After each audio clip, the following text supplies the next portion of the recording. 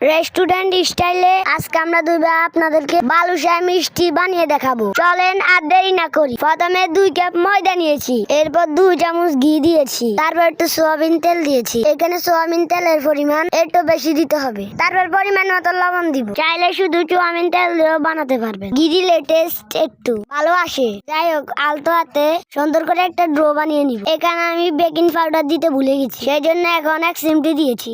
এরপরে একটু করে পানি দিয়ে সুন্দরভাবে একটা ডো বানিয়ে নিই। এখানে দেখি রান্না করতে করতে নানা ভাইয়ার পুকুরে শোল মাছের ফোন এসেছে। মনে হয় আমার মিষ্টির গ্রান শুনে এসেছে।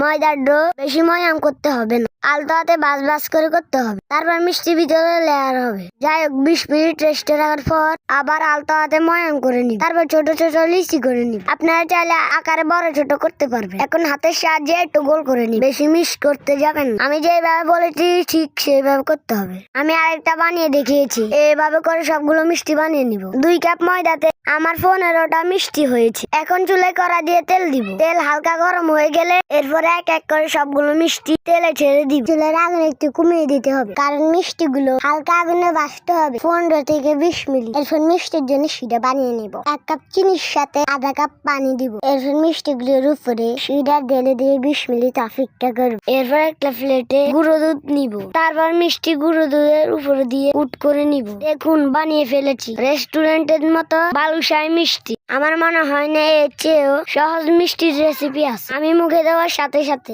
এত ভালো লেগেছে বলে বুঝাতে পারবো না। সত্যি অনেক মজা ছিল। আপনারা দেরি না করে এক্ষুনি বাসায় বানিয়ে ফেলুন রেস্টুরেন্টের মতো বালুশাহী মিষ্টি। আমি ঘরে সবাইকে একটা করে দিয়েছি, সবাইকে অনেক প্রশংসা করেছে। আজকে এই পর্যন্ত। ততক্ষণ সবাই ভালো থাকবেন, সুস্থ থাকবেন। আল্লাহ হাফেজ।